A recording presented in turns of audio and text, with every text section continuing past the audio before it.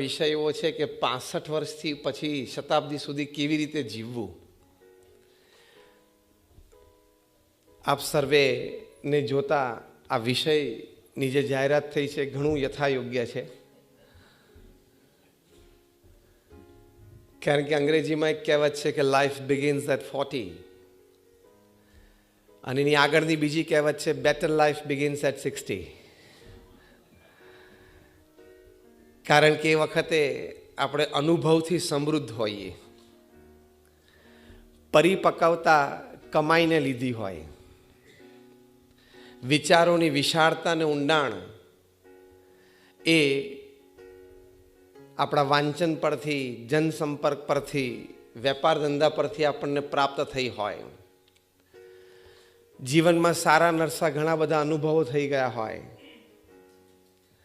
Choices અને સિલેક્શનમાં આપણે માહેર થઈ ગયા હોઈએ, લાંબા સમયના મિત્રો કોણ છે અને ટૂંકા સમયના અને સ્વાર્થી કોણ છે એની સારી ઓળખ થઈ ગઈ હોય. 60 વર્ષે આ બધું થઈ જાય. એટલે આ કહેવત છે કે life begins at 40 and better life begins at 60. કારણ કે ખૂબ સુંદર વિવેક એ વખતે પ્રાપ્ત થઈ ગયો હોય, બંને રીતે, લૌકિક રીતે યોગ્ય અયોગ્યનો વિવેક પ્રાપ્ત થઈ ગયો હોય અને સેવા અને અધ્યાત્મના માર્ગે ચાલ્યા હોય તો આત્મા અને અનાત્માનો વિવેક પણ પ્રાપ્ત થઈ ગયો હોય.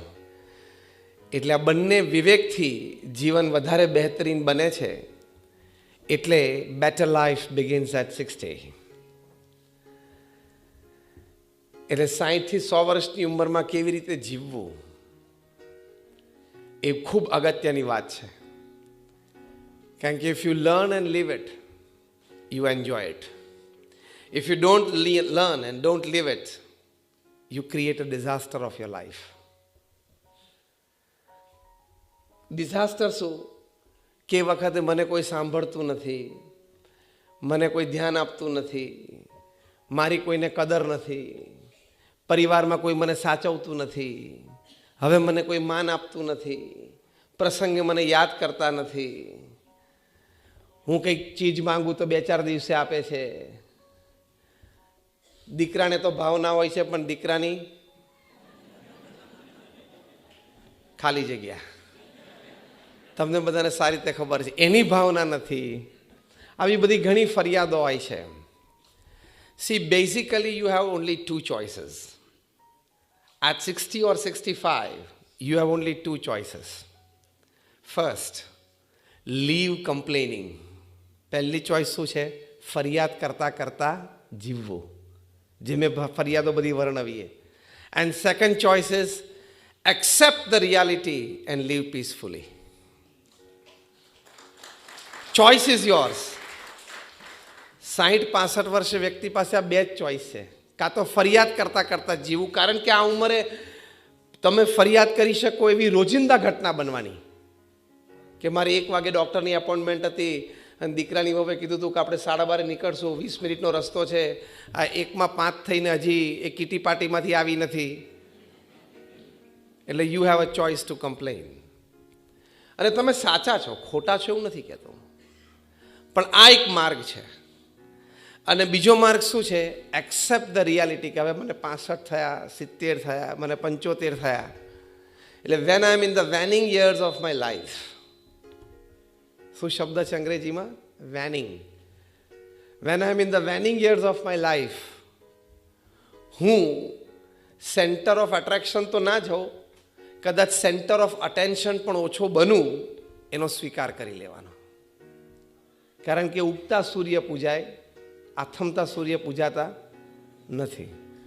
આથમતા સૂર્યના ખાલી ફોટા પડે સનસેટના, એનું પૂજન ના થાય. એમ 65 પછી, દિનેશભાઈ વાત બરોબર છે?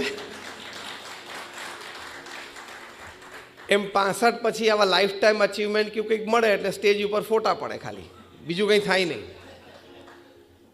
અને ઉગતા સૂર્ય હોય એને અંજલિ આપે, સૂર્ય નમસ્કાર થાય, પૂજન થાય. એમાં યંગ એજમાં છે you are wanted. In young age you are wanted. હું એમ નથી કહેતો કે ઓલ્ડ એજમાં you are not wanted, but you are less wanted. તમારી જરૂર નથી એવું નથી, તમારી જરૂર તો છે. કારણ કે દીકરાની વહુને 3 દિવસ એ લોકોના ફ્રેન્ડ સર્કલ સાથે ફરવા જવું હોય તો તમને બેબી સિટિંગનો જોબ તો આપવી પડે ને.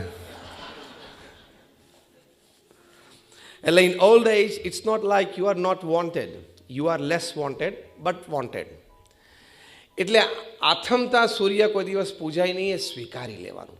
એટલે મારે પ્રથમ વાત જે આ વિષય છે કે 65 વર્ષથી 100 વર્ષની ઉંમરમાં કેવી રીતે જીવવું, એમાં પ્રથમ શબ્દ છે સ્વીકાર. એક્સેપ્ટ કે યુ આર 65. જે કહેવત છે ને અંગ્રેજીમાં કે age is just a number, એ મોટિવેશન માટે છે, કાર્યરત રહેવા માટે છે. 65 વર્ષે પણ એક સારી પ્રવૃત્તિમાં જોડાવા માટે છે. એટલે વાત ખોટી નથી, પણ સામે આ પણ એક વાસ્તવિકતા છે. સ્વીકાર કરી લેવાનો કે મારી ઉંમર 65 વર્ષની થઈ, હવે ફેમિલી બિઝનેસની દોર દીકરાના હાથમાં આવી ગઈ છે. કારણ કે હું ડે ટુ ડે ઓપરેશન્સમાં રોજ સવારે 9 થી સાંજે 6 નથી જઈ શકતો. 65 વર્ષે 70 વર્ષે સવારે 9 થી સાંજે 6 ન અનુકૂળતા આવે. એ પુરુષે સ્વીકારી લેવાનું. અને ઘરમાં સ્ત્રી હોય એને 65 વર્ષની ઉંમર થાય ત્યારે સ્વીકારી લેવાનું કે હવે દીકરાની વહુ છે એ ઘરનો વ્યવહાર બધો સંભાળશે. તમને 8 વાગે ચા મળે એટલે ધન ભાગ ધન ઘડી. પછી પરચેસ ક્યાંથી થાય છે, શાકભાજી ક્યાંથી આવે છે, કરિયાણું ક્યાંથી આવે છે, એમાં માથાકૂટ કરી તો ચા 8 વાગે નહીં મળે. હું બહુ પ્રેક્ટિકલ અને રિયાલિટી બોલું છું. અને જે હસીને તાલીઓ પાડે છે એ અનુભવમાંથી કંઈક થોડાક પસાર થયા હશે. એટલે સ્વીકાર કરી લેવાનો કે હા, મારી ઉંમર 60-65 વર્ષની છે, હવે હું વડીલ છું અથવા વૃદ્ધ છું. If you identify your role according to your age in your family, you can live with dignity. તમારા પરિવારમાં અને તમારા સમાજમાં તમારી ઉંમર પ્રમાણે તમે તમારો રોલ આઈડેન્ટિફાય કરી શકો તો તમે ગૌરવપૂર્ણ જીવન 65 પછી પણ જીવી શકો છો વિથ ફૂલ રિસ્પેક્ટ્સ. તમને તમારી મર્યાદા ખબર પડી જોઈએ કે હવે 65 વર્ષે મારી ફિઝિકલ મર્યાદાઓ થોડી ઓછી છે.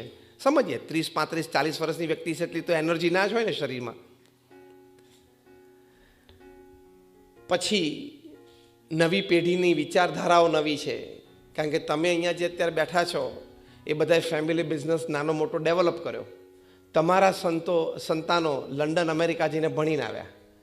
એટલે હવે લંડન સ્કૂલ ઓફ ઇકોનોમિક્સ LSEમાંથી ગ્રેજ્યુએટ થઈને આવ્યા હોય એટલે પહેલા જ દિવસે બિઝનેસ ઉપર આવીને કહેશે કે daddy this procedure is wrong. એટલે હવે જનરેશન ગેપ અને ક્લેશ અને ફ્રિક્શન ચાલુ. 2 મહિના થશે એટલે કહે છે પપ્પા આ માણસની જરૂર જ નથી, આ માણસ અને આ માણસ બરોબર છે, આ જે સર્કિટ છે ને એમાં આ માણસની જરૂર જ નથી. એ તમે કહેશો કે બેટા આ તો મારી સાથે ધંધો શરૂ થયો ને ત્યારથી 30 વર્ષથી છે, એટલે આ તો પ્રોફેશનલ ટ્રેનિંગ છે છોકરાઓની. કે ડેડી ઓકે 30 વર્ષથી છે ઇટ્સ ફાઇન, આપણે એમને કંઈક સારી ગિફ્ટ આપીને હવે રવાના કરીએ, એમની જરૂર નથી આપણે. કારણ કે મને LSEમાં શીખવાડ્યું છે મિનિમમ ગવર્મેન્ટ મેક્સિમમ ગવર્નન્સ.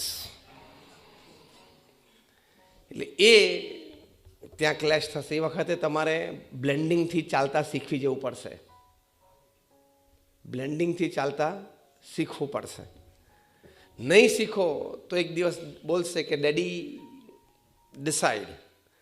તમારે નક્કી કરવાનું છે કે મારે નક્કી કરવાનું છે. We have to be very clear. એ નોબત આવે એ પહેલાં તમે સ્વીકારી લો. એટલે ટૂંકમાં એડવાઇઝરી રોલમાં આવી જવું. Advisory role. અને એડવાઇઝરી રોલમાં પણ 5 પાંડવો હતા, એમાં સહદેવ હતા. પૂછે તો જ બોલવું, પૂછે તો બોલવું. આ બધી સ્વીકાર, acceptance of your age, acceptance of the role at that age is important. એટલે સ્વીકાર કરી લેવાના. બીજી અગત્યની વાત છે, સ્વીકાર પછી તમારા સ્વાસ્થ્ય સંબંધી કે જ્યારે 60-65 વર્ષની ઉંમર હોય ત્યારે તમારું સ્વાસ્થ્ય છે એ તમારી માટે ટોપ પ્રાયોરિટી છે. યસ ઓર નો? હા, તમારી કેર કરનારા ઘરે છે, તમારી પાસે આર્થિક વ્યવસ્થા છે, એટલે હોસ્પિટલાઇઝેશન થાય તો પણ તમારી કેર થઈ શકે છે. પણ at the end of the day when you lose your health, you are a loser. એટલે સ્વાસ્થ્ય તો કાયમ જીવન પર ધ્યાન રાખવાનું છે, પણ 65 વર્ષની ઉંમરે જે વાત કરી છે એ વખતે સ્વાસ્થ્યનું ખૂબ ધ્યાન રાખવું. કારણ કે સ્વાસ્થ્ય જશે એટલે લોનલીનેસ આવશે.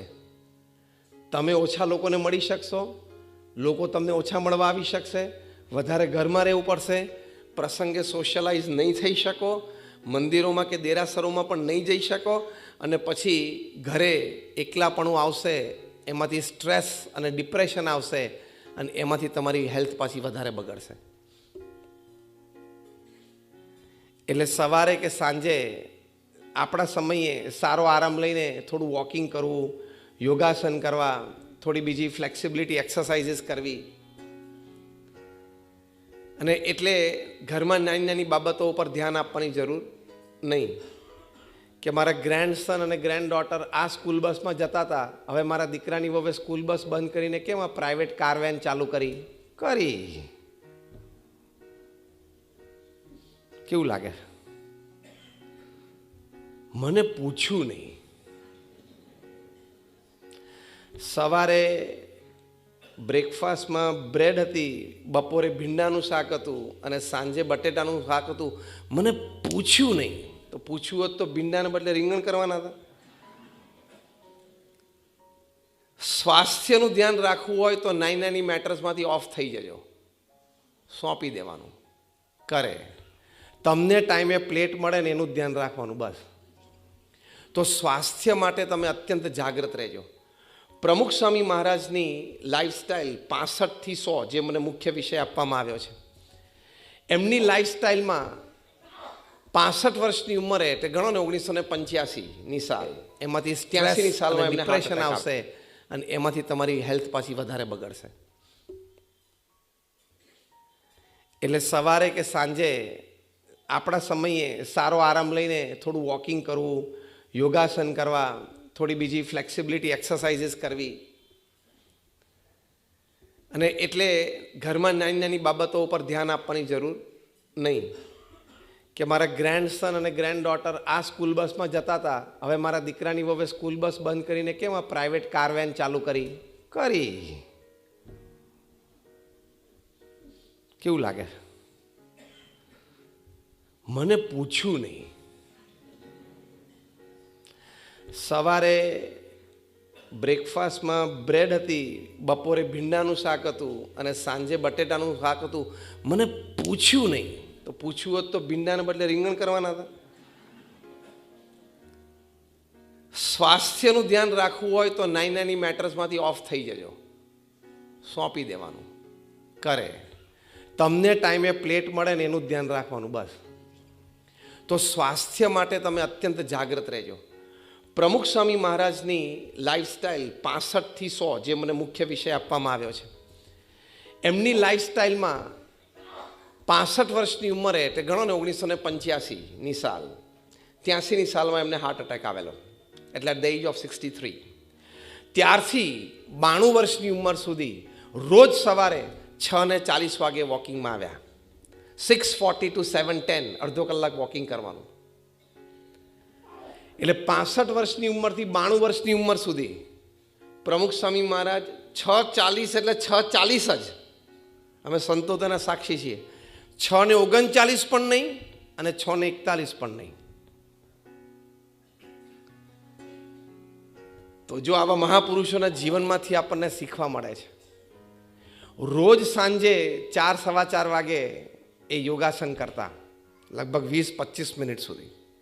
એટલે 92 વર્ષની ઉંમરે આટલી મોટી સંસ્થાની જવાબદારી પણ વહન કરી શક્યા. આપણે કદાચ જવાબદારી નાની મોટી હોય, પણ સ્વાસ્થ્ય સારું રહે એ અત્યંત જરૂરી છે. એટલે વ્યાયામ, યોગાસન તો આપણે 65 વર્ષની ઉંમર પછી કરવા જ, પણ સાથે સાથે તમે સદવાંચન રાખશો, સદપ્રવૃત્તિમાં જોડાશો, કોઈ સેવાકીય પ્રવૃત્તિમાં જોડાશો, સત્સંગ કરશો, શ્રદ્ધા ભક્તિ રાખશો ને, તો તમારી ફિઝિકલ, મેન્ટલ અને ઇમોશનલ હેલ્થ ત્રણેય સારી રહેશે. આ સાયન્ટિફિકલી પ્રૂવડ છે, ક્લિનિકલી અને એક્સપેરિમેન્ટલી પ્રૂવડ છે. હમણાં અમેરિકાની યેલ યુનિવર્સિટી, જે આઈવી લીગની એક યુનિવર્સિટી છે, એટલે કે ટોપ ક્લાસ અમેરિકન યુનિવર્સિટી, એમાં એક સંશોધન થયું. લગભગ 8,000 વ્યક્તિઓ ઉપર એ લોકોએ 10 વર્ષ સુધી સંશોધન કર્યું. It was a very good survey. એ 8,000માંથી 4,000 વ્યક્તિઓ એ નિત્ય ધર્મસ્થાનમાં જનારા હતા, જેની જ્યાં શ્રદ્ધા હોય